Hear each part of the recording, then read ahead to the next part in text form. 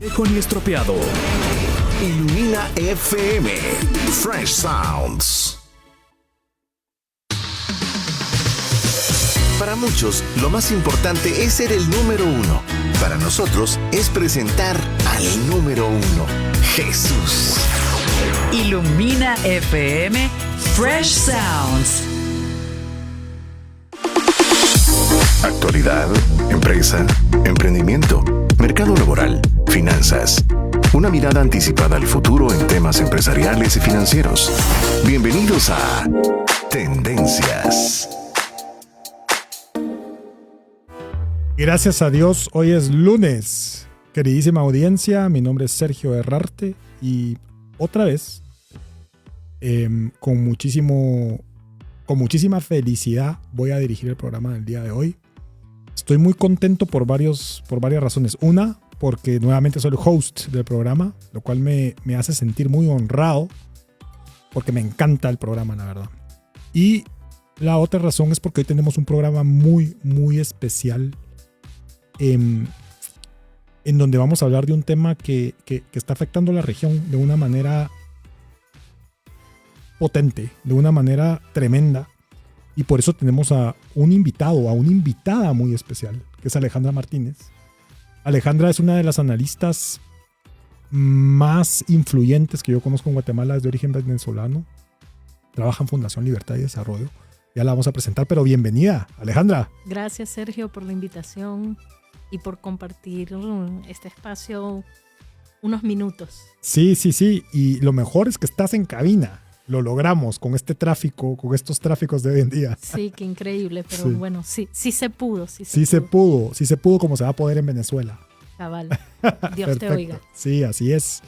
Entonces, quédense con nosotros, vamos a tener un programa muy especial. Vamos a abrir nuestra mente. Vamos a compartir temas sensibles, políticos. Le pido que abra usted también su mente para lo que va a escuchar. El tipo de análisis que vamos a tocar va a estar sin filtro, porque nos importa mucho que la audiencia sepa por qué es importante lo que está pasando en Venezuela para Guatemala y qué escenarios nos podemos preparar. Entonces, por favor, quédese con nosotros en este programa. Bienvenido, y lo dejamos con la siguiente parte del programa, que es la cápsula de Gracias a Dios es lunes. Así que muchas gracias. Arranca la semana con sabiduría y energía. Gracias a Dios, hoy es lunes.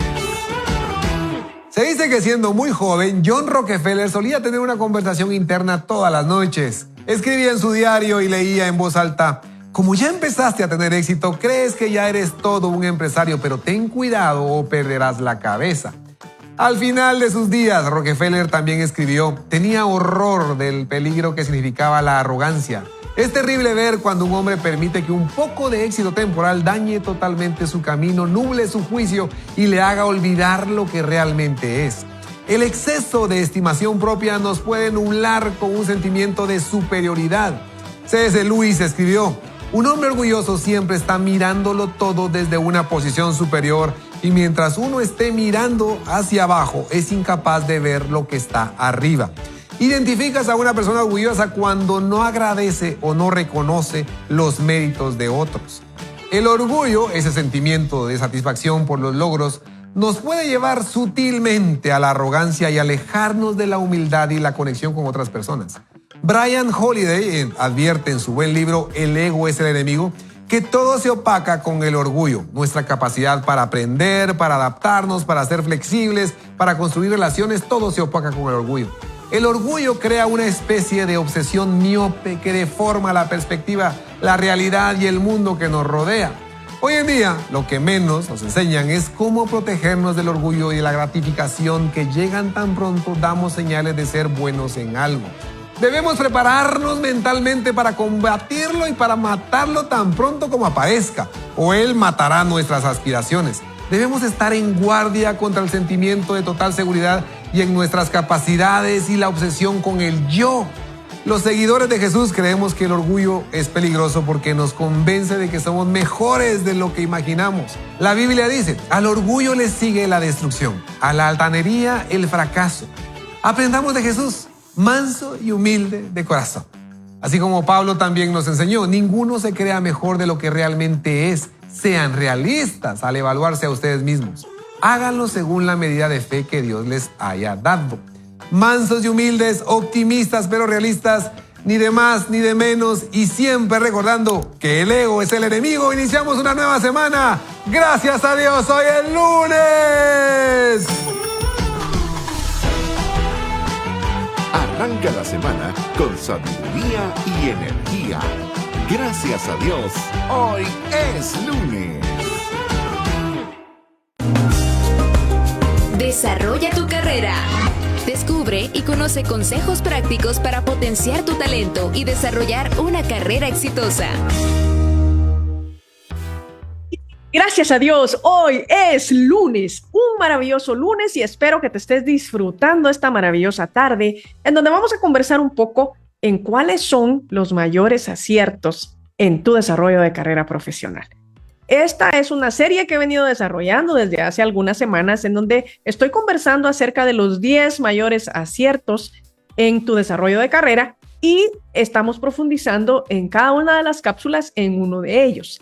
Así que hoy nos corresponde hablar acerca del tercer acierto. Y si tú te perdiste los dos anteriores, te invito a que visites nuestro podcast en Spotify o en Facebook o en Instagram o en cualquiera de las redes sociales donde aparecemos como Tendencias Podcast, y ahí puedas escucharlos y que no te pierdas ninguno de estos consejos que estoy compartiendo con cada uno de ustedes. Así que hoy vamos a hablar acerca del número 3, que es el networking. Para poder tener un desarrollo de carrera exitoso es clave, es fundamental lograr un networking efectivo. Y te voy a compartir hoy algunas estrategias que te van a ayudar a construir y mantener una red de contactos sólida. Consejo número 1. Define tus objetivos de networking. Antes de comenzar, es importante que identifiques qué deseas lograr con tu red de contactos. ¿Qué es lo que buscas? ¿Buscas oportunidades de empleo? ¿Buscas mentoría? ¿Buscas colaboración en proyectos? ¿O simplemente quieres ampliar tu conocimiento en tu campo? Tienes que tener claridad de qué es lo que estás buscando, porque eso te va a ayudar a enfocarte en las conexiones correctas. Consejo número 2, asiste a eventos de la industria en la que tú te desarrollas.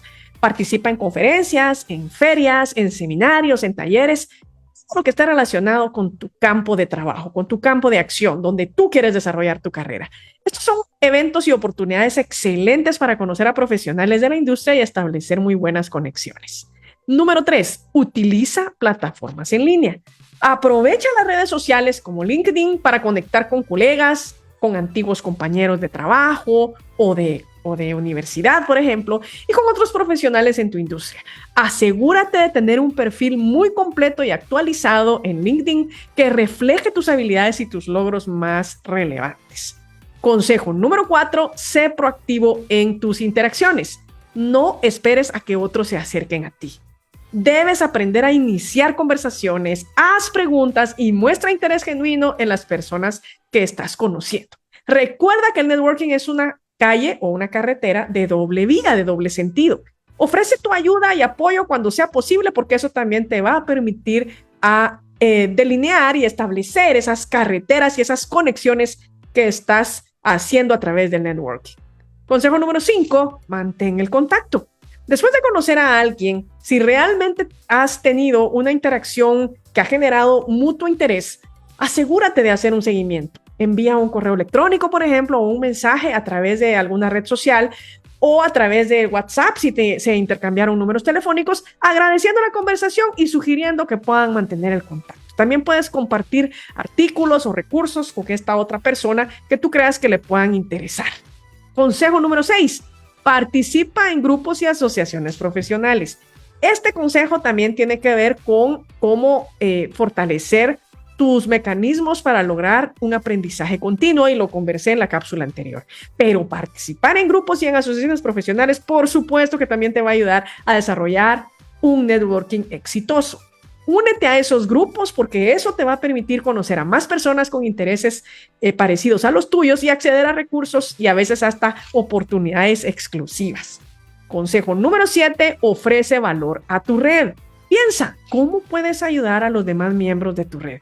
Comparte información útil, presenta a algunos contactos que puedan beneficiarse mutuamente o brindar apoyo entre proyectos de otros colegas que estén en la misma red que tú. Y mientras tú vas siendo generoso con tu red, vas a construir relaciones mucho más sólidas y más significativas. Consejo número 8, desarrolla habilidades de comunicación. Es importante que te enfoques en mejorar tus habilidades de comunicación, tanto verbales como escritas. Debes ser capaz de expresar tus ideas de manera clara y efectiva, porque eso te ayudará a dejar una impresión positiva en los demás. Consejo número 9, sé una persona auténtica y genuina. Las relaciones más efectivas se basan en la autenticidad. Sé tú mismo y muestra interés genuino en las personas con las que te conectas. ¿Por qué? Porque esto fomentará su confianza y ayudará a que tengan una mejor conexión. Consejo número 10, establece metas de networking. Al igual que cualquier otro objetivo, debes establecer metas específicas para tu networking. Por ejemplo, proponerte asistir a un evento de tu gremio o de tu asociación una vez al mes, o conectar con un nuevo profesional cada semana a través de una red social, por ejemplo. Así que debes poner metas concretas que te ayuden a mantenerte enfocado y a seguir avanzando en el desarrollo del networking.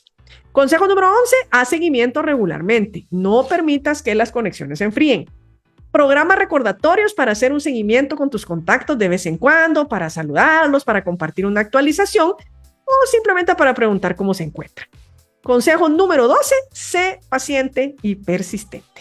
El networking exitoso no ocurre de la noche a la mañana. Construir relaciones lleva tiempo y esfuerzo. Así que sé paciente y sigue trabajando en tu red.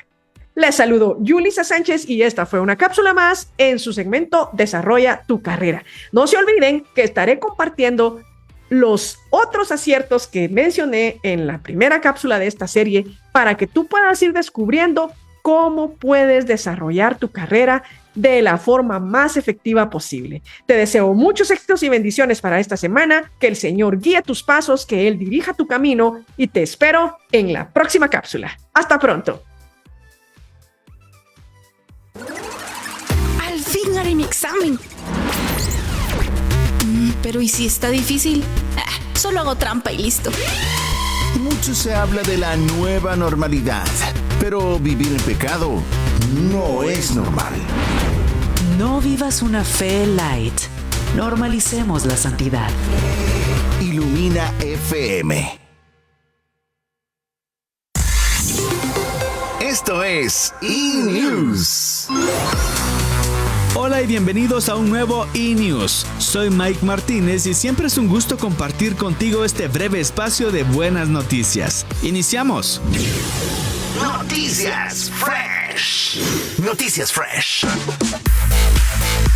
Carrie Job acaba de presentar un disco en vivo de su presentación en Europa. Esta producción se llama The Blessing, Live from Europe, y cuenta con las canciones de dicho álbum de estudio presentadas en Europa durante una de las giras más importantes de Job. De acuerdo a lo que ella cuenta, en dicho evento participaron 7 líderes europeos de diferentes países, así que se le añade un fragmento de las canciones en 7 idiomas distintos. Live from Europe cuenta con la versión en vivo de 7 de los hits de Carrie Job. Buenas noticias. The Outsiders es el tercer álbum de estudio de Need to Breathe que los ayudó a romper récords en Billboard y darse a conocer en 2009. Por ser una producción tan importante para su carrera, este año ellos volverán a lanzarlo en plataformas de streaming y en vinilo, además de formato CD. El disco cuenta con 14 canciones y es de lo más importante para la banda porque marcó una temporada llena de éxitos y experiencias increíbles. Nuevos proyectos. Kane finalmente lanzaron su disco de niños ilustrado titulado I'm So Blessed. Esta producción está basada en uno de los sencillos más exitosos del trío de hermanos que lleva el mismo nombre. Decidieron ponerle el mismo título a su libro porque la canción fue muy querida por su público debido a su mensaje, el cual fue: somos bendecidos con Dios por su gracia y salvación. La publicación del libro vino acompañada de la versión para niños de la canción. Recuerda que puedes escucharnos en todo lugar a través de nuestro sitio ilumina.fm y seguirnos en todas nuestras redes sociales. Soy Mike Martínez. Que Dios te bendiga. E-News. Estamos disfrutando de una mirada anticipada al futuro en temas empresariales y de negocios. Todo en Tendencias Podcast Live.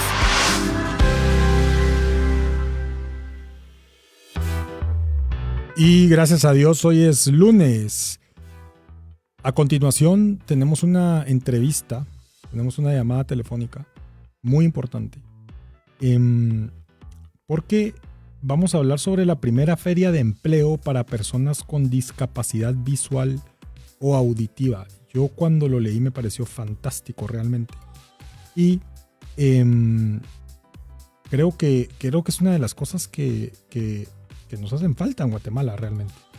Y con nosotros está Alan Roussellin de Prociegos. Él es director de trabajo social del Benemérito Comité Prociegos y Sordos de Guatemala. Así que muchísimo gusto, Alan, bienvenido. Hola, muy buena tarde, qué gusto saludarles. Por favor, reciban un cordial saludo del Benemérito Comité Prociegos y Sordos de Guatemala. Gracias, Alan. Alan, estoy viendo el anuncio de la primera feria de empleo para personas con discapacidad visual o auditiva. Están invitando el 21 de agosto de 9 a 1 de la tarde en el Hospital de Ojos y Oídos Dr. Rodolfo Robles Valverde en la diagonal 21, 19-19, zona 11. Pero Alan, cuéntanos un poco de esta feria y qué podemos esperar de la feria y qué quisieras que la audiencia escuchara sobre la feria. Y bueno, y sobre el rol y el trabajo de Comité Prociegos también. Por favor, Alan, adelante. Muchas gracias. Pues sí, la inclusión laboral es una de las principales causas del Benemérito Comité Prociegos y Sordos de Guatemala. Nosotros somos una organización sin fines de lucro privada y promovemos la inclusión de personas con discapacidad desde 1945. Actualmente administramos 8 hospitales, 9 centros educativos, 4 centros de rehabilitación y una cartera de más de 36 programas y proyectos relacionados con esto. Estamos organizando esta feria porque gracias a Dios se han abierto más oportunidades de empleo para personas en condición de discapacidad visual o auditiva y estamos tratando de alimentar las bases de datos de las empresas aliadas que trabajan con nosotros.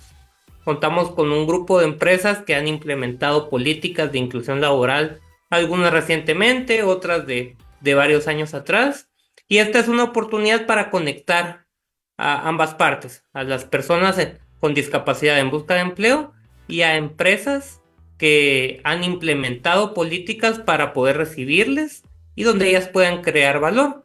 Nosotros como comité lo que hacemos es facilitar la comunicación entre ambos actores. Los datos de la actividad muy amablemente ya lo proporcionaron este miércoles. Recuerden, en el Prociegos le conocen, pero su nombre es Hospital de Ojos y Oídos Dr. Rodolfo Robles Valverde, sobre el periférico, enfrente del Colegio Alemán, a las 9 de la mañana. Vamos a estar entre 9 de la mañana y 1 de la tarde. Fantástico. ¿Podemos repetir, por favor, la dirección, Alan? ¿Es enfrente del Colegio Alemán? Frente al Colegio Alemán. Ajá. Diagonal 21, 19-19, zona 11. Justo está la parada del Transmetro que se llama Rodolfo Robles, así que no es muy difícil llegar al lugar. Es fantástico.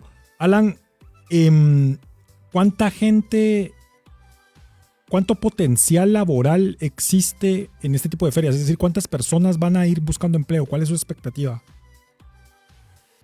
Sí, esperamos que muchas. Uh-huh. Uno de los principales desafíos para las personas con discapacidad es conseguir un trabajo formal. Guatemala, ustedes saben, es un país donde gran parte de su economía se encuentra en la informalidad. Claro. Más o menos el 20% cotiza el seguro social, por ejemplo, para tener un dato, pero en personas con discapacidad, según el CONADI, podría llegar a entre el 5 al 2%. Lo que buscamos es que hayan más oportunidades de empleo formal para personas con discapacidad. Gracias a Dios en los últimos años hemos conseguido que más puertas se abran. Nosotros como organización le ayudamos cada año a alrededor de 150 personas a encontrar un trabajo formal. Excelente.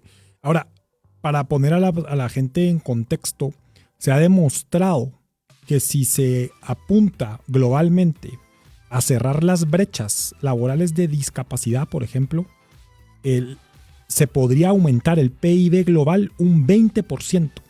Eso es abordar el tema de productividad nacional global de una manera directa con gente altamente capacitada que está dispuesta a trabajar y que está esperando que le den una oportunidad en muchos casos, y creo que es un buen momento para reclutar gran talento que va a llegar seguramente a esa feria, Alan. Sí, el mensaje a toda la distinguida audiencia que nos escucha es: las personas en condición de discapacidad pueden crear valor para la sociedad y dentro de las organizaciones. Muchas veces esto no ocurre porque hay barreras que no les hemos ayudado a superar.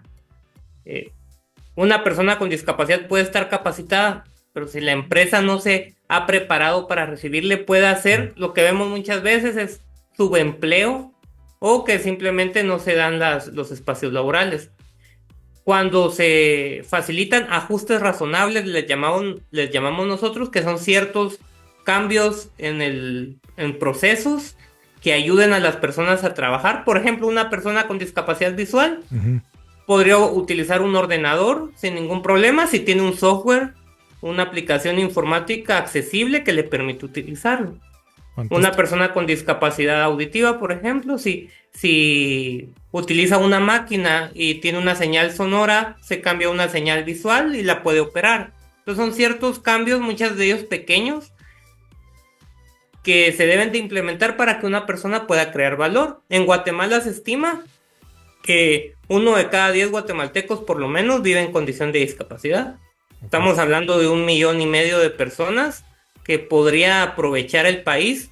La mejor política social es el empleo. Excelente. Y si logramos que las personas con discapacidad logren generar y participar en la economía, primero, los beneficios de ellos como individuos, de poder financiar su proyecto de vida y sentirse productivos hacia la sociedad.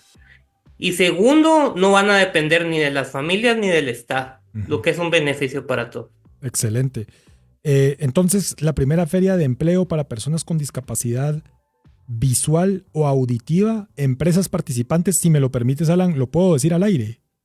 Claro, por favor. Ok, empresas participantes: BAC, GIT Continental, FIFCO, Grupo, perdón que no me puse mis lentes, Grupo Coitza, Perry, Pizza Hut, Expertise y Walmart México y Centroamérica. Y yo quiero aprovechar para mandarle un mensaje de ánimo a las personas que tienen esta situación de discapacidad visual auditiva, para que también se capaciten y digan y vean que sí hay empleo, que hay lugares donde los van a contratar y van a tener un buen empleo, y también es un mensaje para que sepan que se pueden capacitar y va a ser remunerado su trabajo y van a poder encontrar esa oportunidad que seguramente están buscando. Es el 21 de agosto de 9 de la mañana a 1 de la tarde frente al Colegio Alemán, en el Hospital de Ojos y Oídos Dr. Rodolfo Robles Valverde, en la diagonal 21, 19-19, zona 11, en el Salón Héctor Goicolea,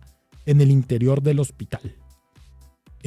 Queridísimo Alan, no sé si tienes algún mensaje adicional que quisieras dejar, algún número, o si es posible, algún número. Sí, justo. ¿Sí?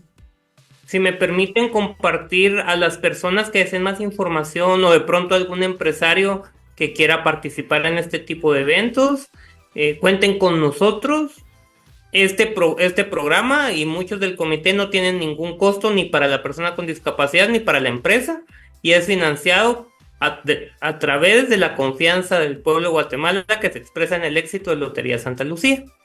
¿Saben? Cuando están comprando lotería, están apoyándonos a esto. El correo electrónico es inclusión.laboral@prosiegosYsordos.org.gt. Voy a repetir: inclusión.laboral@prosiegosYsordos.org.gt. Y mi teléfono celular es 3060-3786. 3060-3786. Estamos para servirles. Alan, excelente. Entonces yo quiero repetir también la forma en la que se apoya a Comité Prosiegos es por medio de la Lotería Santa Lucía. El correo para información sobre la Feria de Empleo, que es el 21 de agosto, de 9 de la mañana a 13 de la tarde, en el Hospital de Ojos y Oídos Dr. Rodolfo Robles Valverde. El correo donde se puede informar es inclusión laboral. Inclusión.laboral. Inclusión.laboral@prosiegosYsordos.org.gt, ¿correcto? Correcto. Y el teléfono de Alan Roselín es 3060-3786. Así es. Excelente. Entonces, Alan y queridísima audiencia, los invitamos a esta feria, los invitamos a apoyar también al comité de Prosiegos y sordos de Guatemala, para que podamos seguir apoyando este tipo de actividades que tanto beneficio traen a la sociedad. Muchas gracias, Sergio. Saludos a todos. Alan, saludos a ti. Muchísimas gracias. Queridísima audiencia, por favor, quédense con nosotros, que ya vamos a empezar la entrevista. ¿Adoras o solo escuchas música que habla de Dios? Una fe light solo te entretiene. Una fe real te acerca a Dios. Pasa de lo light a lo real. Ilumina FM.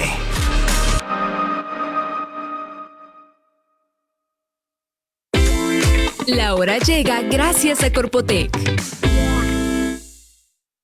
17 horas, 57 minutos. Implementa tecnología LED en tu negocio con pantallas hechas a tu medida con Corpotec. Las empresas que escucharás a continuación apoyan la visión de Ilumina FM.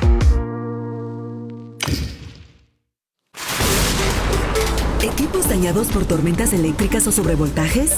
Actualmente los picos de voltaje son los responsables de daños a los equipos eléctricos en un 75%. Prevenga estos daños con supresores de transientes ProSurge. Cuentan con certificación de alta gama a un precio competitivo. Cat Plus, generando soluciones eléctricas. Distribuidor autorizado de la marca ProSurge.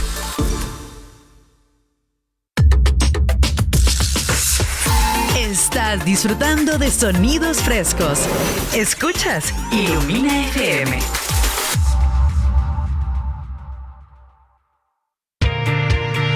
Escucha esta y otras entrevistas con personas que marcan tendencia. Búscanos en Spotify como Tendencias Podcast. Aprendamos con diferentes expertos sobre temas de actualidad en La Entrevista. La invitada de hoy es licenciada en Historia por la Universidad Central de Venezuela. Cuenta con una maestría en la misma materia por la Universidad Francisco Marroquín de Guatemala. Actualmente es analista principal de la Fundación Libertad y Desarrollo. Recibamos en Tendencias a Alejandra Martínez. Queridísima audiencia, muchas gracias por acompañarnos el día de hoy. Es un día especial porque tenemos a Alejandra Martínez, que yo me atrevo a decir que es una de las autoridades en el tema de Venezuela ahora en la región centroamericana. En la región centroamericana y en Guatemala especialmente. Se hace el intento, pero... Se hace el intento. Eres muy generoso. Es modesta, Sí. modesta Alejandra. Alejandra, bienvenida. Gracias Sergio por la invitación y bueno, encantada de llevarles un poco de información sobre lo que está pasando en mi país. Has escrito libros ya, ¿no? Viene un libro nuevo pronto. Sí, mi primer libro, ahorita estamos en temas de terminando algunos retoques de edición, etcétera, pero ya vienen en unos, creo que el mes que viene ya. Buenísimo. ¿Ese sobre qué va a tratar? Es sobre historia de las ideas políticas. Excelente. Y yo creo que hoy más que nunca es un momento adecuado para hablar sobre las ideas políticas. Antes de empezar con el tema, que es Venezuela, vamos a hablar de lo que está pasando en Venezuela y por qué es importante para Guatemala. Yo quiero darle una pequeña introducción de por qué creo que es importante para Guatemala. El modelo del socialismo del siglo XXI se ha caracterizado por una forma de hacer las cosas tras bambalinas, que es herencia y educación de Cuba en la región. Es una forma de actuar organizada,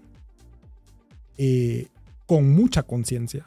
No se hace nada sin una directriz clara y un objetivo claro de parte de la izquierda, que al final del día, no lo digo yo, lo dice varios académicos, varios libros, varios testigos, etcétera, etcétera, etcétera, que al final del día no es diferente al intento socialista de la Unión Soviética en su momento, y de la China comunista, que hasta ahora sigue actuando no de otra manera más que con el intento de expandir su ideología en el mundo con X objetivo o con Y objetivo. Al final esa es la forma de hacer las cosas.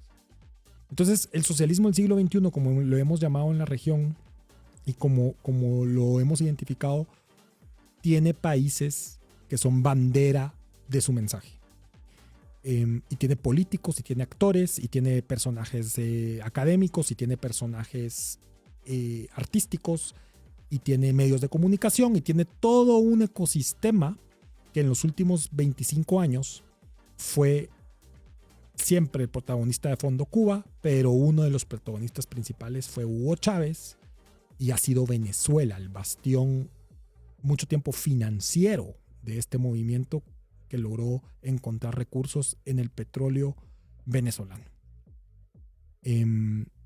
Por eso es importante hablar de Venezuela, porque financió por mucho tiempo operaciones en la región y se fue expandiendo hasta llegar a establecerse muy bien en países como Nicaragua, Honduras, y haciendo el intento en otros países donde más o menos tiene posiciones. Podemos hablar de un Panamá con un Congreso que se identifica por ahí con el Foro de Sao Paulo. Podemos hablar en Guatemala de algunos personajes que actualmente están ahí, abiertamente apoyando el movimiento.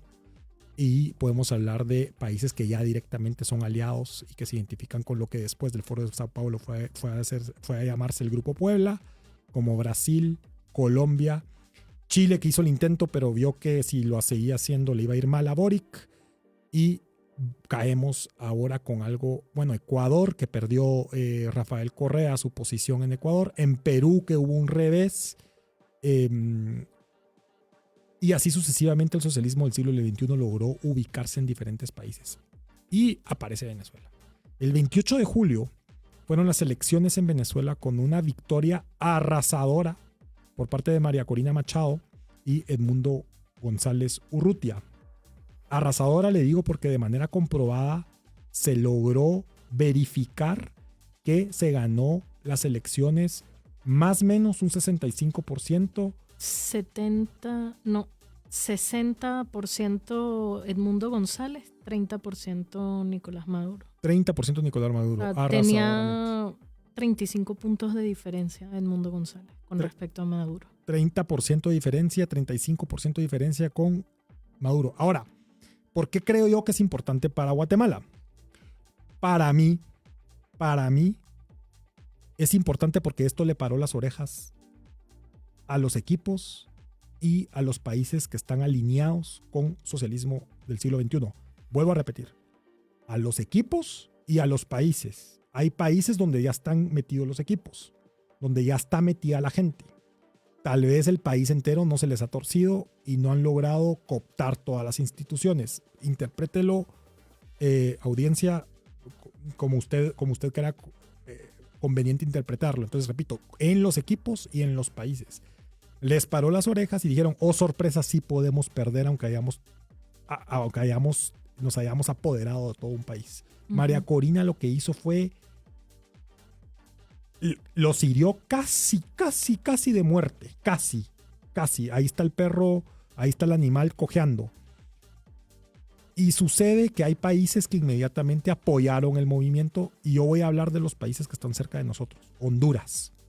Directamente, inmediatamente, el gobierno de Honduras apoyó y dijo que Nicolás Maduro era el presidente. Ahora, Honduras no está muy lejos de Guatemala, está a la par de Guatemala, y es un gobierno actual que se ha mostrado muy receptivo a venir y visitarnos y apoyar y aconsejar diferentes instituciones del gobierno de Guatemala.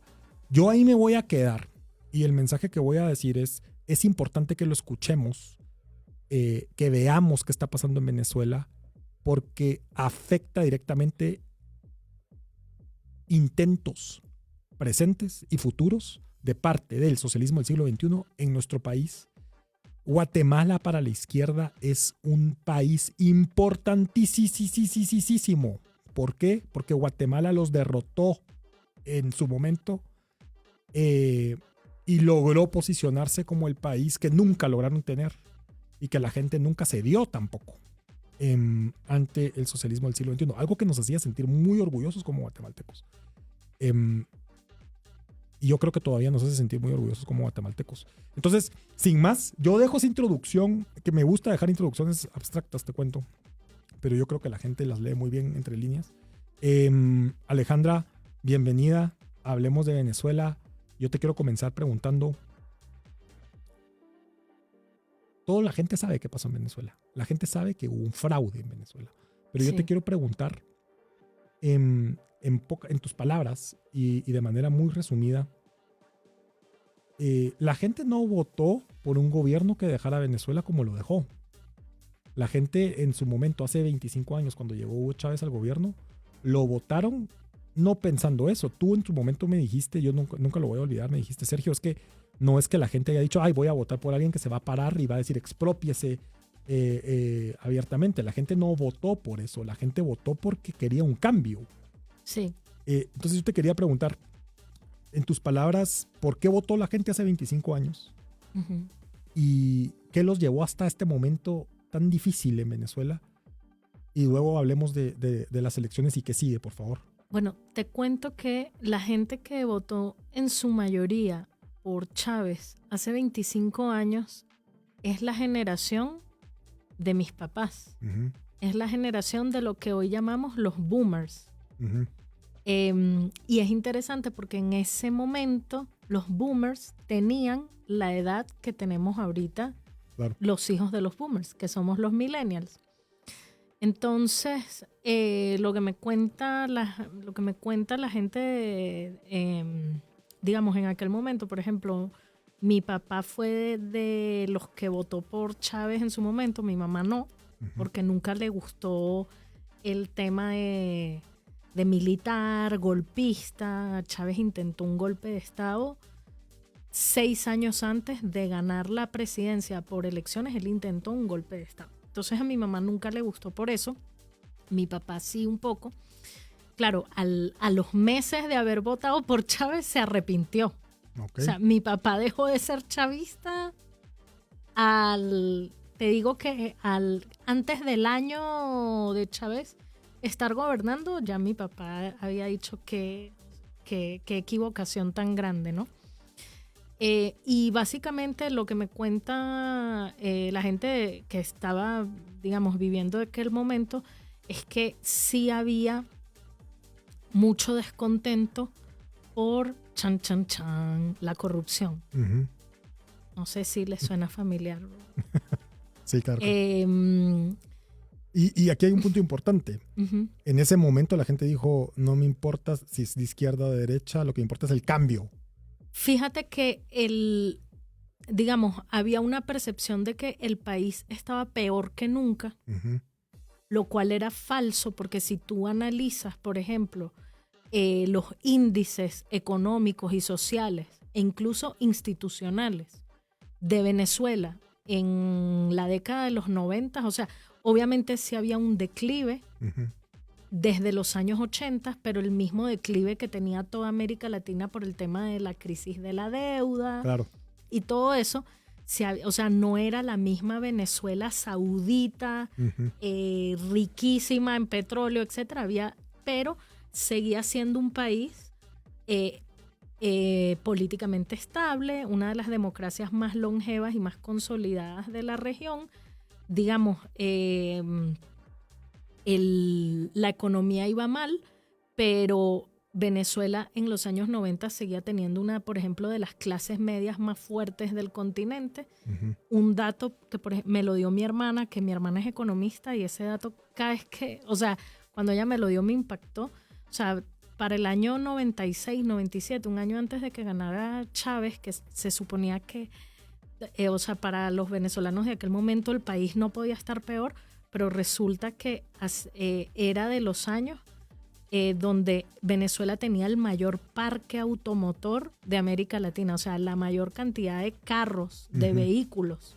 Wow. O sea, eso te da cuenta de que había todavía un poder adquisitivo fuerte, había una clase media fuerte, pero a mí, por ejemplo, ¿te acuerdas aquella explosión social que hubo en Chile en 2019? Sí, donde quemaron el metro, etcétera. Que quemaron el metro, etcétera. En Venezuela pasó algo parecido en el 89. Claro. ¿Te acuerdas que lo vimos con toda esta introducción que dabas de Cuba, etcétera? Sí. No puedo sino recordar las clases del profesor Juan Claudio Lechín, que vimos juntos con él. Somos colegas de estudio, Alejandra. Y al profesor Juan Claudio, si está escuchando el programa, pues le mandamos un gran saludo. Lo vamos a traer. Sí, por favor, o sea, él es una eminencia en esto. Entonces, ¿te acuerdas que estudiamos eso? Y bueno, lo vivimos un poco, esta generación lo vivió en Chile en 2019, que decíamos, ok. Sí, y aquí quiero, a ver, le voy a decir a la audiencia tips de análisis. No son casualidad esas cosas, ¿ok? En esos momentos. Usted dirá, Sergio, ¿por qué nunca va a protestas? Bueno, porque soy muy escéptico. Y la buena teoría me enseña que siempre hay alguien detrás de ese tipo de cosas. No de todas, pero sí de muchas. Entonces, cuando usted vuelva a ver, audiencia, una explosión social, sepa que muy probablemente hoy en día, casi que no me atrevo lo puedo decir con data, hoy en día muy probablemente fue planificada. Al punto que The Economist, hace 15 años, que yo era un jovencito, sacaba el primer artículo en donde ya hablaban de softwares predictivos de manifestaciones y que lograban manipular y proyectar manifestaciones por medio de internet cuando no había Facebook. Es que ya está probado, porque si te acuerdas que el presidente Sebastián Piñera, que en paz descanse, él lo denunció en ese momento. Sí, recuerdo. Y digamos, los partidos políticos, la decisión fue política de callarlo, pero sí había un trabajo de inteligencia de Estado que estaba investigando que, digamos, muchas de las cosas que pasaron en 2019 en Chile fueron provocadas. En Venezuela... Que dieron lugar, para poner a la gente en contexto, a la entrada de Boric, que es un gobierno de izquierda. En Venezuela, en el año 89 pasó lo mismo. Okay. Ahí fue el preámbulo.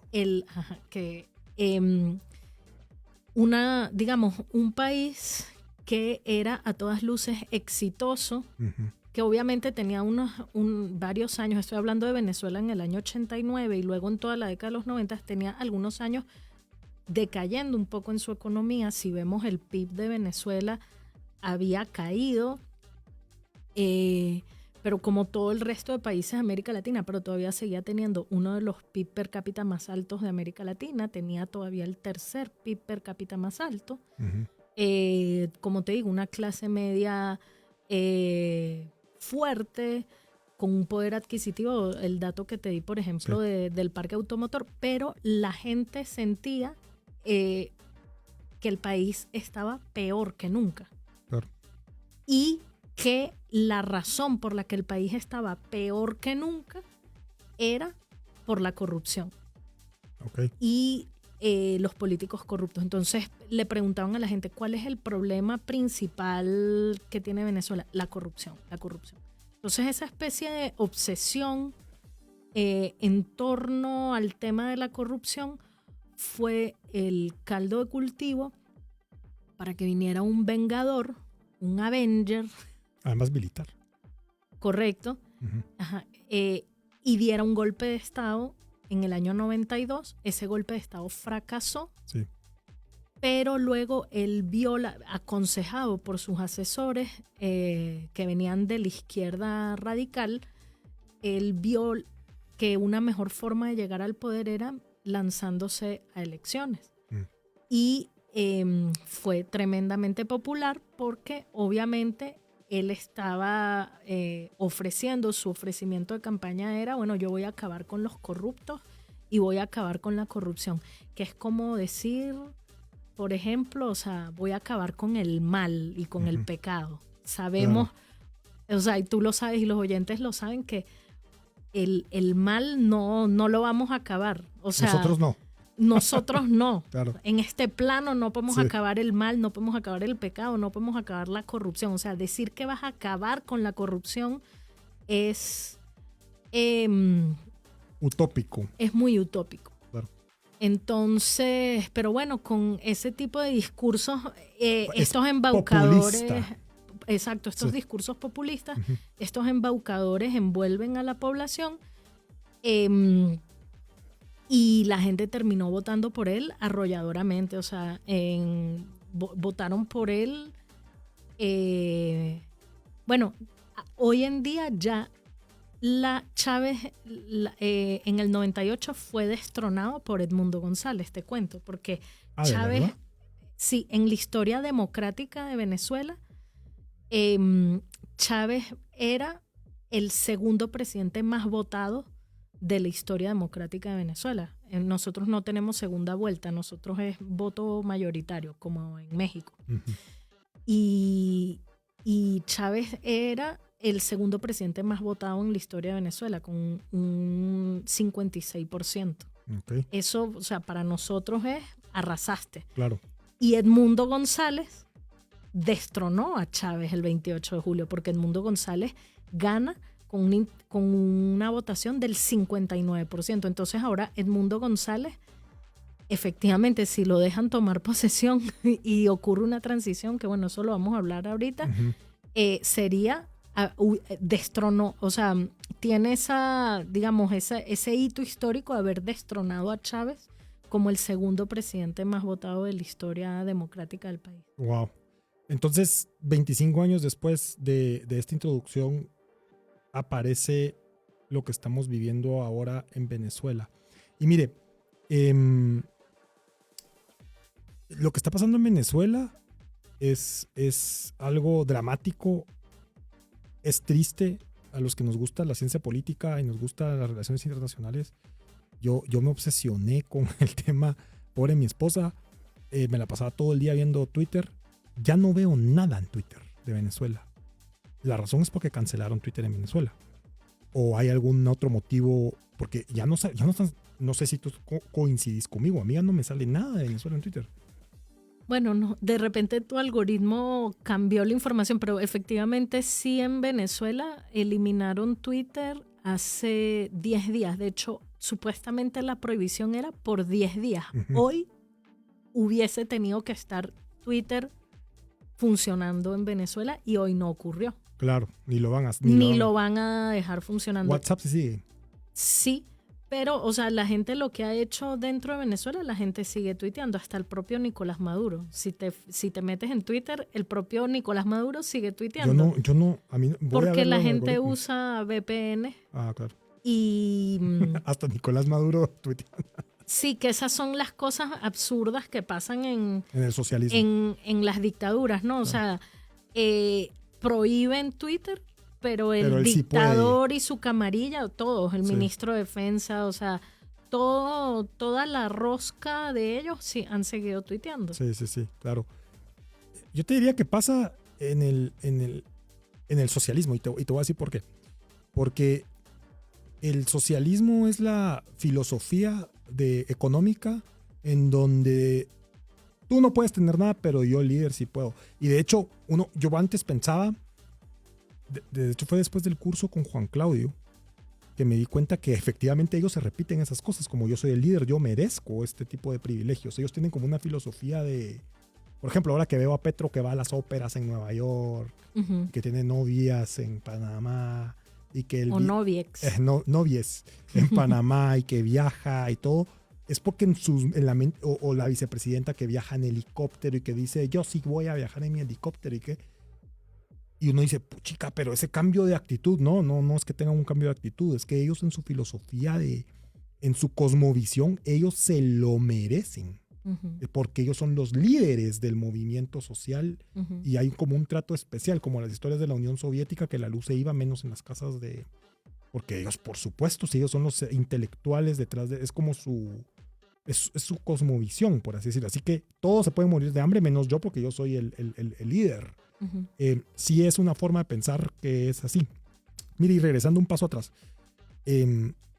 eso no quiere decir que tenemos que seguir votando por los políticos corruptos. No, tampoco. No nos referimos a eso. Lo que quiere decir es que nos pusieron una tela más de análisis, un grado de dificultad más cuando elijamos a nuestros gobernantes. Eso es lo que quiere decir. Claro, o sea, el que te prometa el cielo en la tierra o el paraíso terrenal, ya sabes que por ahí no es. Ya sea de izquierda o de derecha. Sí, o sea, yo lo aplico en ambos sentidos, ¿no? O sea, ya sabes que por ahí no es. Porque es imposible hacer el paraíso en la tierra. Imposible. Entonces, el que te prometa utopías y que todos vamos a ser felices y ricos y ya no va a haber corrupción y ya no va a haber maldad, o sea, te está mintiendo. Por supuesto. Digamos, parece lógico, ¿no? Que la decisión de votar debería ser por alguien que tuviera un plan más estructurado, por ejemplo. Bueno, en el caso, por ejemplo, de Javier Milei, que él dice, o sea, él no prometió que Argentina iba a ser Suiza. Él prometió algo muy simple, o sea, recortar el Estado y eliminar la inflación. O sea, a veces ese tipo de cosas como tan sencillas o tan modestas, esos planteamientos tan modestos, terminan convirtiéndose en fuerzas poderosísimas y terminan cambiando para bien el rostro de los países. Yo prefiero una propuesta como, mira, yo lo que voy a hacer es recortar el gasto público y ordenar las finanzas, a alguien que venga y te prometa, no sé, todo. Los manantiales de abundancia y la extinción de la maldad. O sea... Sí. Y a mí lo que me impresiona, de verdad, es que a pesar de esas promesas y a pesar de que la fórmula es simple, porque uno podría venir y llegar al gobierno y decir, a ver, yo nunca he estado en gobierno y nunca he estado en política, tal vez me falta hablar con alguien que sí ha estado para entender cómo son sus zapatos, ¿verdad? Yo lo sé teóricamente, yo he estado en el mundo privado toda mi vida, desde que salí de la universidad, del colegio. Pero yo me pongo a pensar, bueno, ¿por qué nadie se ha puesto justo como tú dices, a ordenar algo, una cosa, que arreglen una cosa y salimos? No sé por qué no lo hacen, no tengo ni idea. Sería bueno entrevistar a un político y preguntarle por qué. Pero aquí viene la otra pregunta y está relacionada. Y quiero todavía hacerte una pregunta. ¿Cómo cooptan las instituciones? ¿Cómo cooptaron las instituciones? ¿Cómo se comienza? Si tú puedes ver en retrospectiva y decir, aquí comenzaron para quedarse en el poder, porque Hugo Chávez gana las primeras elecciones. Sí. La gente se da cuenta que es un dictador ¿cuándo? ¿Al primero, segundo, tercer año? No. ¿A los 9 años? Mira, fíjate que, bueno, eso es una historia. Él llega a la presidencia y él llega con todo en contra. O sea, él, por ejemplo, la oposición en ese momento era mayoría en el Congreso, que era, digamos, concentrado en un partido histórico que se llamaba Acción Democrática. La mayoría de alcaldías y gobernaciones eran de Acción Democrática. En este sentido, digamos, esa primera oposición, o ese, en términos, ya aquí vamos a ponernos exquisitos, ¿no? En términos toquevilianos, como que si fuésemos Alexis de Tocqueville, era el antiguo régimen, digamos. Todavía, o sea, él llegó en minoría, en el Congreso, en todo. No puede ser. Pero... No lo puedo creer. Estoy en shock. ¿Es en serio? Sí. O sea, lo pudieron haber sacado. En ese momento, digamos. Si pasa que en Venezuela no existe la figura del impeachment ni del juicio político. No, pero me refiero, pudieron haberle bloqueado leyes, por ejemplo. Ah, sí, totalmente. Wow. Pero él llegó con, digamos, su promesa de campaña fue la constituyente, la Asamblea Nacional Constituyente. Y su promesa de campaña era, como él tenía que cortarle la cabeza a los corruptos y desaparecer la corrupción. Con un plebiscito la hizo. Ajá, con un referéndum. Ajá, entonces él llega con el tema de la constituyente y aprovechando, o sea, la hace un año después, menos de un año después, a los meses de haber asumido la presidencia, cuando todavía su popularidad era muy alta. Y él, ese referéndum de la constituyente lo gana abrumadoramente y ahí sí, digamos, digamos, todos los contrapesos que tenía cuando él llega al poder, ahí se eliminan porque la Asamblea Constituyente la Asamblea Nacional Constituyente disolvió todos los poderes públicos. Ok. Entonces, allí es cuando él empieza, digamos, a empezar a concentrar poder, pero en un principio, y ese es el problema de las democracias son víctimas de sus propios métodos, porque él hace todo esto con la popularidad a tope y la mayoría de la gente votando por él. Entonces la gente decía, bueno, sí, está concentrando todo el poder. No sé si te suena eso a algo que está pasando muy cerquita de aquí. Está concentrando todo el poder en él, pero como es democrático y la gente lo está votando y es El Salvador. Ajá, y entonces no es autoritario ni es dictadura porque la gente está votando por eso. Entonces, esas son el tema de las armas de la democracia. O sea, que cuando a veces la democracia tiene instrumentos que sirven para enterrarla después. Sí. Porque entonces, ¿qué pasó? Pasaste una aplanadora por todas las instituciones de la República, porque eso fue lo que hiciste. Y la justificación es, tienes popularidad, la gente votó por eso. Y ahorita estamos en el punto en donde ya no tienen popularidad, ya nadie los quiere, el 80% del país no los quiere en el poder y no hay forma ni manera de sacarlo. Y así llegamos a donde estamos hoy y nos vamos a saltar varios puntos históricos importantes. Ya no lograron sacar a Hugo Chávez. Muere Hugo Chávez por razones, algunos dicen que mandadas a hacer de parte del régimen cubano. Y llega Nicolás Maduro. Y de eso vamos a hablar a continuación. Nicolás Maduro y las ganas que tiene de no salir jamás de ahí. Y María Corina Machado, que es tal vez la líder de oposición más seria que ha tenido Venezuela. Sí, totalmente. Porque hay una historia también de cómo el régimen, y eso no lo vamos a poder tocar ahorita hoy, se logró también infiltrar entre esta oposición afín al régimen. Pero eso lo hablamos después del corte, para hablar tranquilos de lo que está pasando en Venezuela y que esperemos que pase. Gracias, audiencia, quédese con nosotros. Fresh es algo en buen estado, mientras que una idea fresca puede significar una idea nueva u original. Ilumina FM, Fresh Sounds. Hola, yo soy Rosalind y esto es un hack para iluminar tu día. Hace 8 años atrás decidí mudarme a vivir sola. Cuando por fin había ordenado todas mis cosas, me dispuse a almorzar una sopita. ¿Cuál fue mi sorpresa? Cuando vi que tenía mi maquillaje, tenía mi ropa, cargadores de celular, pero no había empacado cucharas. Solo tenía un tenedor y un cuchillo. Claramente la única que puede ejercer la importante labor de cucharear la sopa es la cuchara.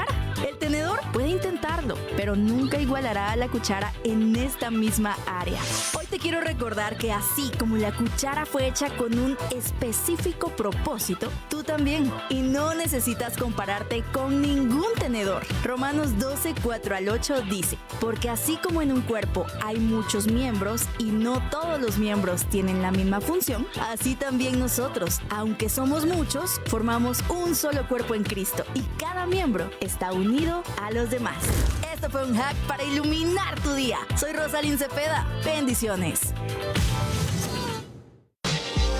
Esta es una radio con certificación Fresh.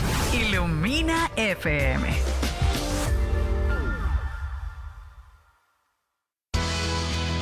Comenzamos la semana con Tendencias, nuestro podcast live que trae contenido de actualidad de negocios, empresa, mercado laboral, emprendimiento y mucho más. Escuchas Tendencias.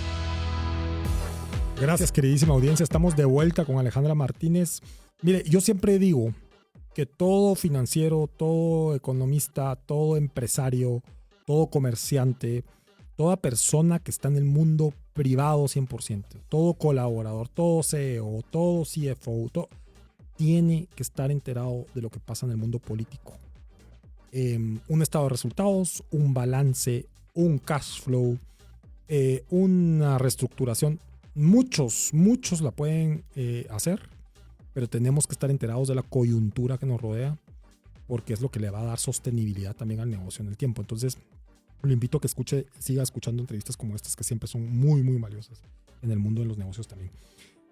Alejandra Martínez, analista de origen venezolano. Ella es venezolana, radica en Guatemala. ¿Hace cuánto, Alejandra? 7 años voy a cumplir este año. ¿Veniste directo de Venezuela? Sí. ¿Veniste huyendo de Venezuela? Sí. O sea, no exiliada, pero sí saliste porque no se podía vivir en Venezuela. Sí, bueno, yo allá hice trabajo político y trabajé cuando en 2015 la oposición ganó mayoritariamente la Asamblea Nacional, lo que aquí es el Congreso. Yo trabajaba para la bancada de oposición, para la junta directiva del Parlamento. Trabajé 2 años y bueno, hasta que ya no pude seguir pudiéndome desenvolver, digamos, ni profesionalmente, ni desde la parte del activismo político, que es una vena que a mí siempre me ha gustado. Entonces decidí, sí, o sea, lo has dicho, huir, pues, porque obviamente gente que tiene mis intereses, o sea, yo no me veo, o sea, yo respeto toda la vocación que tiene cada quien y lo que fue llamado cada quien a hacer con su vida, pero yo sí no estoy así hablando en la radio, escribiendo, dando mi opinión, haciendo análisis, haciendo activismo. No soy yo. Claro. Entonces yo no podía seguir desenvolviéndome de esa misma forma en Venezuela sin represalias, o sea, sin terminar presa, por ejemplo. Entonces me fui y en un momento pensé que iba a ser por algunos meses mientras la situación se calmaba y han pasado 7 años y todavía no se calma la situación. Y esa es la historia de 8 millones de venezolanos que salieron de Venezuela. De muchos. Sí, de muchos. Otros por otra actividad, pero la mayoría por eso. Nicolás Maduro pierde las elecciones un 28 de julio. La izquierda regional se va de boca, se va de espaldas. Nunca se imaginaron que María Corina Machado iba a tomar las actas de una manera tan coordinada. No quiero entrar en detalles de cómo lo hizo, no sé si recibió ayuda internacional para hacerlo o algún tipo de equipo de inteligencia gringo, no lo creo. Realmente ya no es como las películas, no es así. Ya no funciona como antes, que los Estados Unidos intervenía y salvaba. Eso no existe. No contemos con ello. No va a pasar. O tal vez sí, pero no, creo yo que no va a pasar. Pongámosle probabilidades para no sacar mal a la respuesta, si es que pasa. Un 5% de probabilidad de que pase y un 95% de que no pase, de que amanezca, llegue Donald Trump al poder y diga, invadamos Venezuela y salvémoslos. No, eso no va a pasar. Eso no. 5%, 3% de probabilidad de que pase. Para que no digan que no lo dijimos. Bueno, pasa. Nicolás Maduro se encuentra con esta polémica en decir, no, yo gané las elecciones y no me voy y no me quitan. María Corina Machado está en Venezuela, escondida. Sí. Llegó el sábado con una capucha en la cara. Yo no sé cómo logra esconderse hasta ahora, porque me imagino que la están buscando como locos. Cuéntanos un poco de tu opinión de ese momento cuando ganó las elecciones, cómo lo logró, pero también cuéntanos qué va a pasar.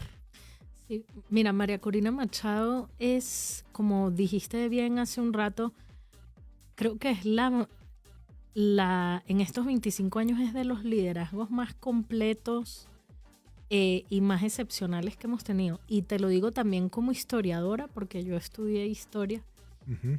Y en la historia de Venezuela, pocos, tal vez Simón Bolívar, uh-huh. Digamos, se compara ese nivel de estrategia de esa mujer. Y no es que recibió ayuda de Estados Unidos, ni de Israel, ni de ninguna inteligencia. O sea, es una mujer muy determinada, muy inteligente, ingeniero industrial. Siento yo que necesitábamos una mente ingenieril en la política, porque claro, o sea, necesitas capacidad para armar equipos. Claro.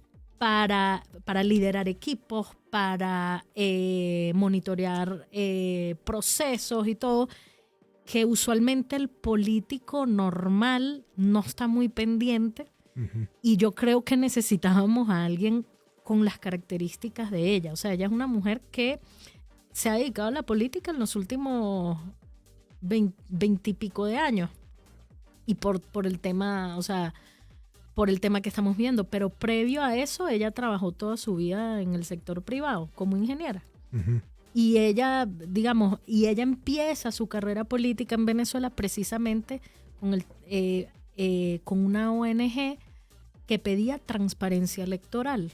Okay. Esa ONG se llamaba Súmate. Y eso le permitió a ella conocer cómo es todo el proceso. Okay. De elecciones en Venezuela, que no lo voy a explicar porque es un poco complicado, para que la audiencia guatemalteca, digamos, sí les voy a dar un dato, que es que en Venezuela el voto es electrónico, es por una máquina, no es como en Guatemala que es manual. Entonces ella tiene años estudiando el sistema electoral venezolano, denunciando la falta de transparencia del voto automatizado, del voto electrónico, y ella, digamos, desarrolló esta estrategia que a la larga fue exitosa, que es el tema de en cada mesa de votación en el país, que en el país hay alrededor de más de 30.000 mesas de votación el día de las elecciones, tener testigos de mesa, lo que aquí en Guatemala se llama fiscales de partidos. Uh-huh. Aquí en Guatemala, cuando son las elecciones, hay fiscales de cada partido político que están presentes en el conteo, etc. Entonces ella desarrolló esa estrategia de que estos testigos de mesa, como se les llama en Venezuela, estuvieran en representación de la plataforma unitaria, que es la plataforma donde están todos los partidos de oposición. Uh-huh. Y eso está en nuestra ley electoral, al momento de del cierre de mesas y como un POS de tarjeta de crédito, que te imprime un recibo. Uh-huh. Al cierre de las votaciones en la mesa, la máquina de votación, tal cual como un POS, te imprime uh-huh. un acta. Uh-huh. Entonces, el acta no es manual como aquí que se llenan y entonces uno puso un 7, pero se lee como un 1, no. Sí. Eso es como un POS que te emite el acta. Y por ley se emite copia, la máquina emite copia del acta para el órgano electoral, que esa es la que va a centralizar para allá, emite una copia a los testigos de mesa de cada partido, que es aquí serían los fiscales. Entonces ella procuró tener testigos de mesa en el más del 80% de las mesas de votación del país y lo logró. Más de 600,000 testigos de mesa. Wow. ¿Pero por qué lo logró? Porque todos en Venezuela veíamos esta elección del 28 de julio como la última oportunidad que teníamos. O sea, aquí en todos los países latinoamericanos, yo siempre digo, las elecciones siempre son como dramáticas. Nos jugamos, un empresario dice, depende cómo salga esta elección, voy a invertir en tal proyecto o más bien voy a capitalizar. Claro. O sea, pero es algo generalizado.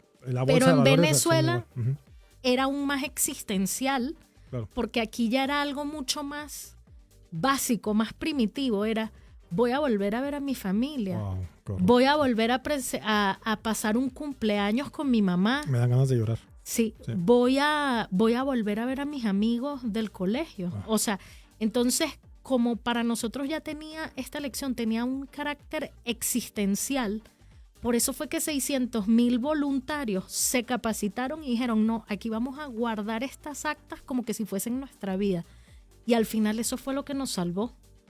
Porque y salió un reportaje, creo que en el Wall Street Journal, de muchas cosas que hicieron muchos testigos para salvaguardar las actas. Sí, porque hubo centros de votación donde no se las dejaban sacar y ellos tuvieron que hacer de todo. Muchos están presos ahorita, etcétera, para poder rescatar las actas. Y gracias a ese trabajo de organización política, que yo creo que es pocas veces visto, por lo menos en la región que yo, digamos, estudio América Latina, pocas veces lo hemos visto en la región. Sí, es algo, mira, es algo muy, muy duro. Yo lo hablo mucho con mi esposa.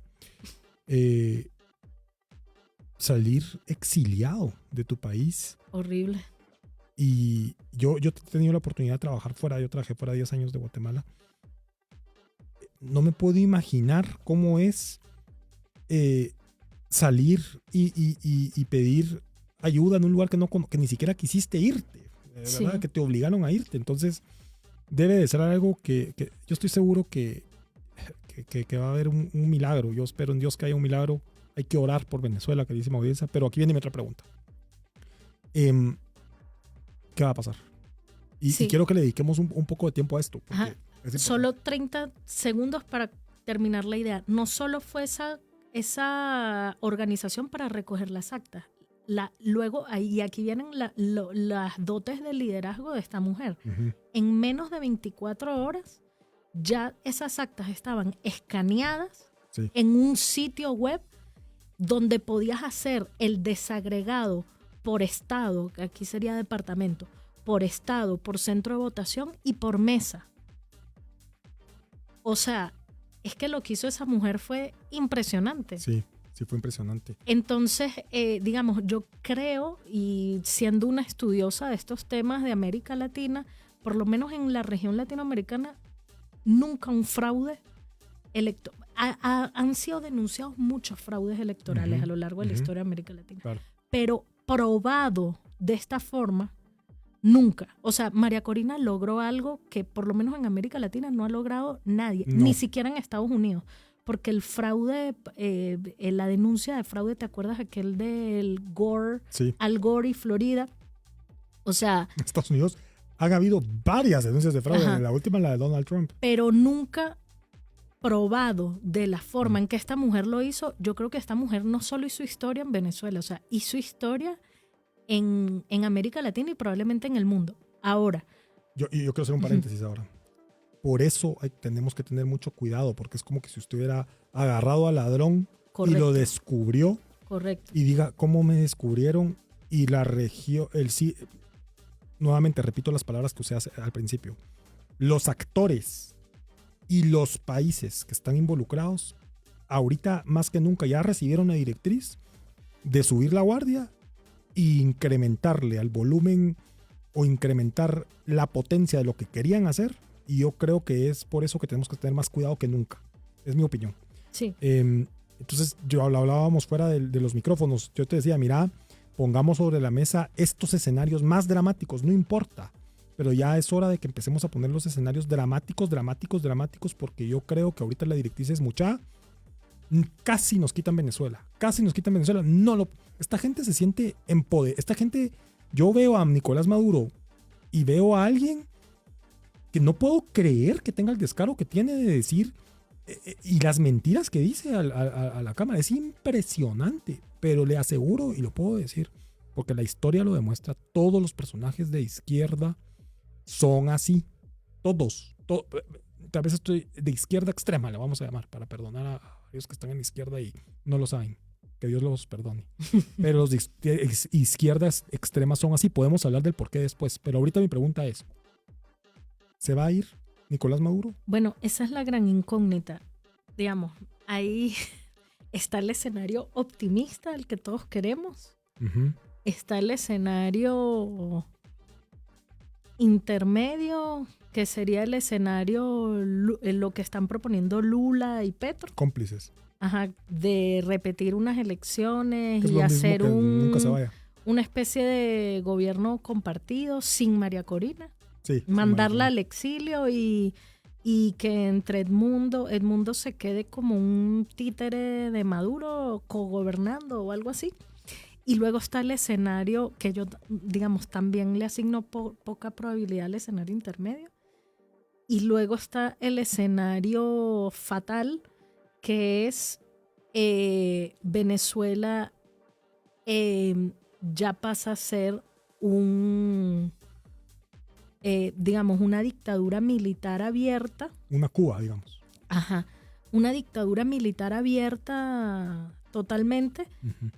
Digamos, ya sin ninguna máscara democrática de nada, o sea, ya pasa a ser un gobierno de facto, uh-huh. Porque no tendría ningún tipo de legitimidad democrática, un gobierno de facto de corte militar, con la diferencia, lo acabas de decir, sería más parecido a Cuba, porque con la diferencia, por ejemplo, de las dictaduras militares que hubo en Sudamérica en el siglo XX, esto es otra cosa.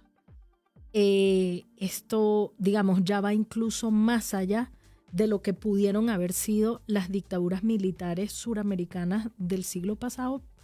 Y esta es la tesis que yo estoy intentando, digamos, implantar con mis colegas académicos, politólogos, etcétera, ya, porque las dictaduras militares clásicas que vivió América Latina, Centroamérica también vivió algunos gobiernos militares en el siglo pasado, tenían cierta aspiración de ser Occidente. Uh-huh, correcto. Al ser obviamente dictaduras de derecha. Sí. Entonces, por ejemplo... Al punto que Margaret Thatcher pide a Pinochet que salga. Correcto. Y él dice, tienen razón, me voy. Ajá, sí. Correcto. Porque, por ejemplo, la semana pasada ocurre la matriz de opinión, uh-huh. de que él le ofrece, supuestamente corrió la noticia, que después la desmintieron, de que supuestamente Estados Unidos le había ofrecido una amnistía a Maduro. Dicen, bueno, pero ¿por qué Pinochet sí toma la amnistía y Maduro no? Y es eso que tú acabas de decir, esa es precisamente la explicación, porque Pinochet todavía quería seguir aliado uh-huh. a Occidente y eran sus aliados, Thatcher y Reagan, los que uh-huh. le dicen vete, y él, pero este señor Maduro, a él no le interesa pertenecer a Occidente, él más bien se ha unido a un eje antioccidental que es el eje China-Rusia-Irán. Claro. Entonces a él no le interesa ni siquiera que lo vean como parte, digamos, de ese consenso internacional liberal uh-huh. que digamos que se abre al mundo en el año 89, ¿no? Con la caída del muro de Berlín. Sí. Entonces él ni siquiera ya se ve como parte de eso. Entonces esto, y aquí viene la respuesta a tu pregunta de qué va a pasar. Yo tengo una visión lamentablemente pesimista de lo que va a pasar, porque yo veo que no hay cabida para una transición como la hubo en el siglo pasado y a comienzos del siglo XXI. Porque ya hay un contexto internacional mucho más polarizado. Digamos, ya no hay consensos internacionales en torno a la democracia, por ejemplo, y ya vamos a volver a empezar a ver en el mundo lo que yo llamo, tengo que afinar más esta teoría, pero lo que yo llamo tiranías en estado puro. O sea, durante la Guerra Fría y durante la posguerra fría vimos regímenes autoritarios, el mundo vio regímenes autoritarios, pero que, digamos, dentro del contexto de la Guerra Fría y la posguerra fría, no tenían la intensidad política de una tiranía en estado puro. O sea, ahorita ya vamos a volver a ver lo que yo llamo, tengo que afinar más el concepto, sí, tiranías en estado puro. O sea, tal vez viendo algunos modelos africanos y viendo algunos casos africanos podríamos encontrar ejemplos. Y de Europa del Este creo que vas a encontrar ejemplos de algo que, de cosas, tal vez pensemos, por ejemplo, Rumanía o algo así. Claro, pero fíjate que Rumanía, Polonia, Estonia caen en el contexto del desmoronamiento de la Unión Soviética. Claro. Pero aquí vamos a ver el tipo de regímenes que había en el mundo previo a 1920. O sea, vamos a ver ya, o sea, vamos a volver a ver la humanidad, lo digo como en términos históricos, porque nosotros en nuestro tiempo vital no hemos visto ese tipo de regímenes, pero vamos a volver a ver regímenes como los que había previo a la Primera Guerra Mundial. Claro, no lo había pensado de esa manera.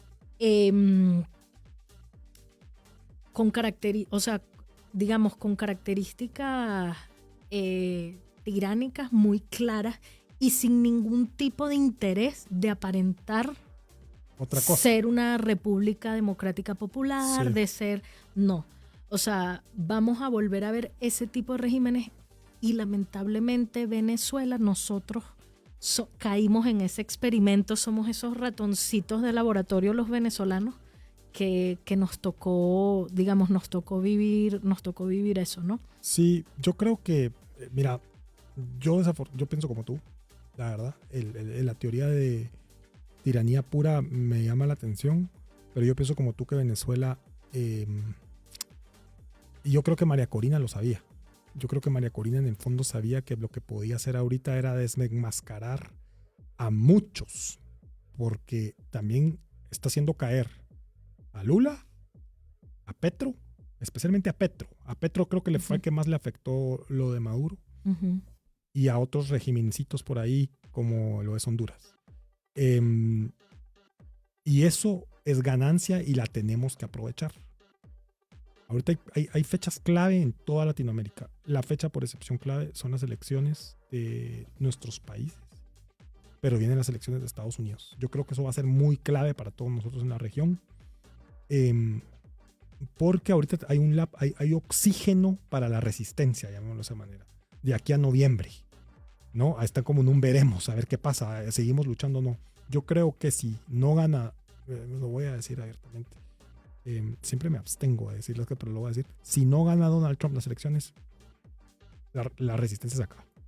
Si llega Kamala Harris, se acabó todo. O sea, ya se reformula la estrategia de la izquierda, agarra fuerzas y se van a ir con todo a tratar de bloquear las siguientes elecciones. Argentina no creo que lo logren porque Milei se ha posicionado muy bien. La popularidad de Milei creo que ha ido creciendo, contrario a lo que ellos esperaban. Uruguay la perdieron. Perú creo que está ahí. Chile creo que lo perdieron también. Esperemos, Chile se tiene que poner las pilas.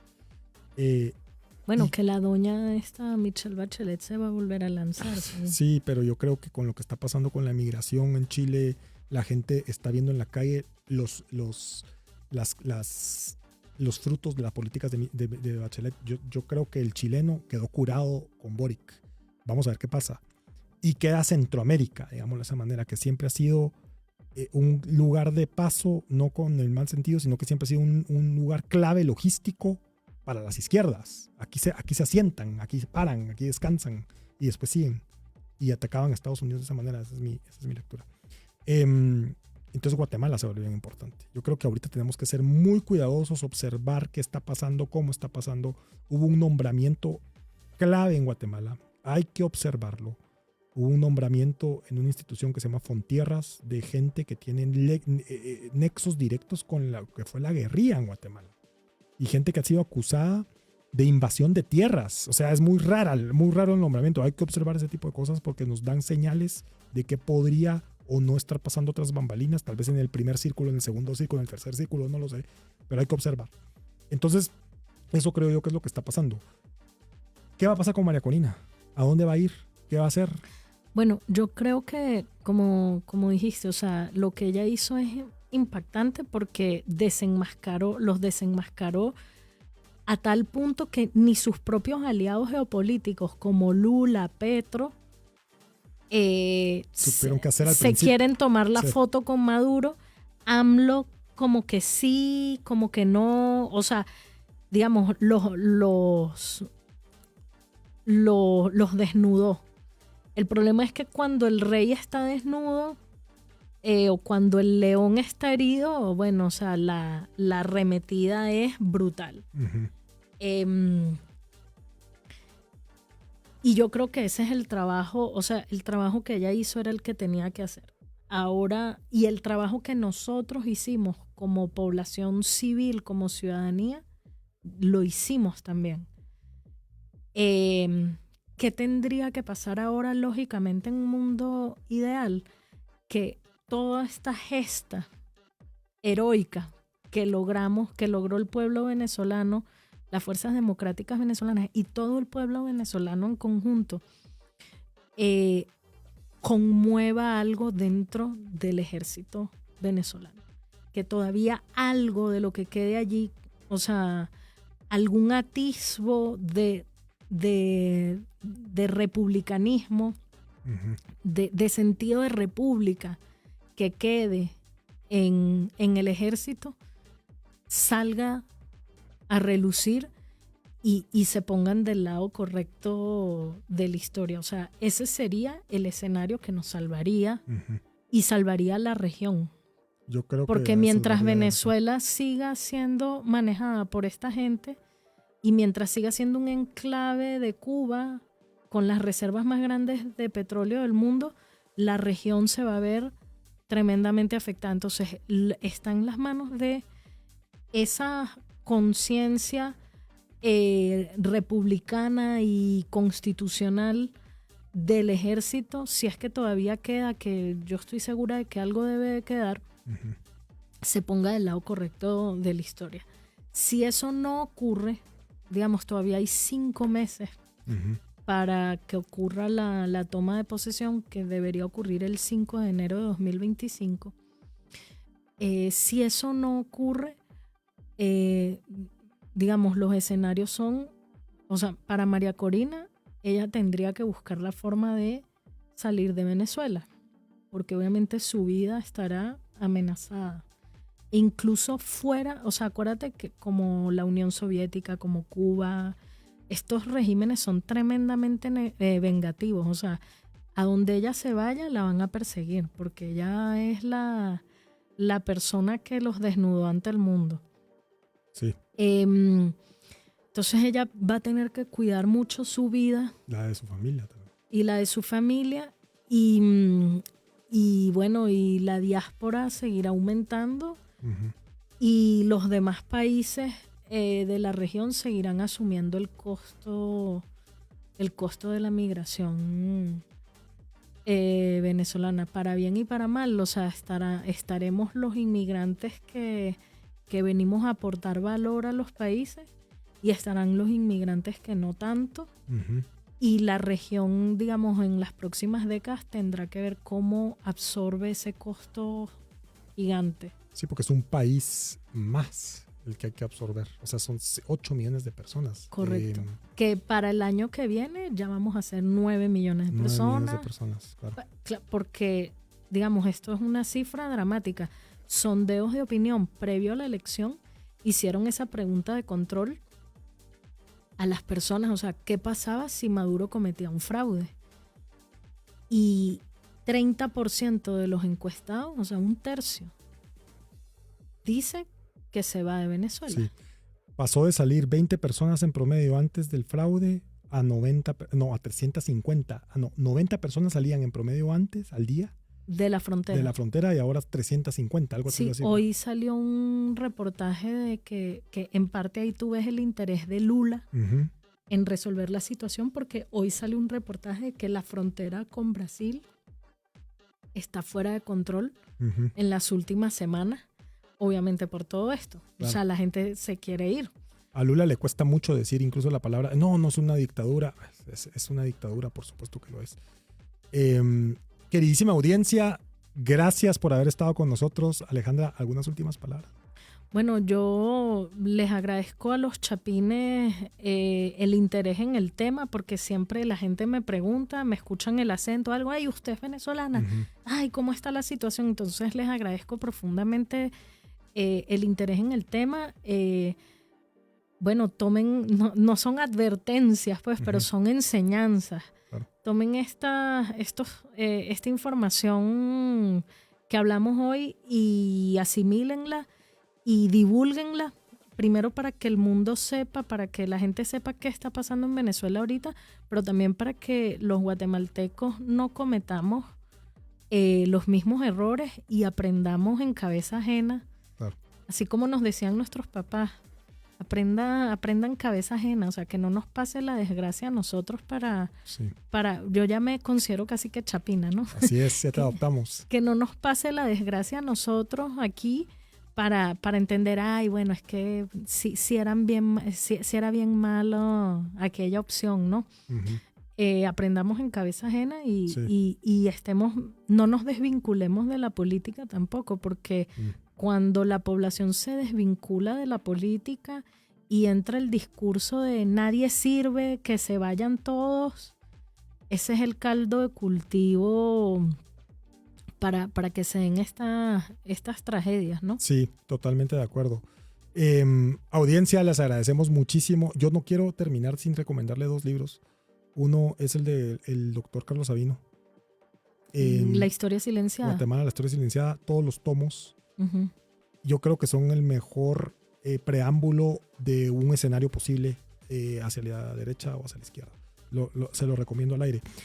Muchísimas gracias por acompañarnos. Alejandra, gracias por estar con nosotros. Queridísima audiencia, no deje de sintonizarlos. Nos vemos el próximo lunes. Muchas gracias. Hasta luego. Tendencias es una producción de Ilumina FM. Conoce más visitando ilumina.fm. ¿Tu fe se limita a creer?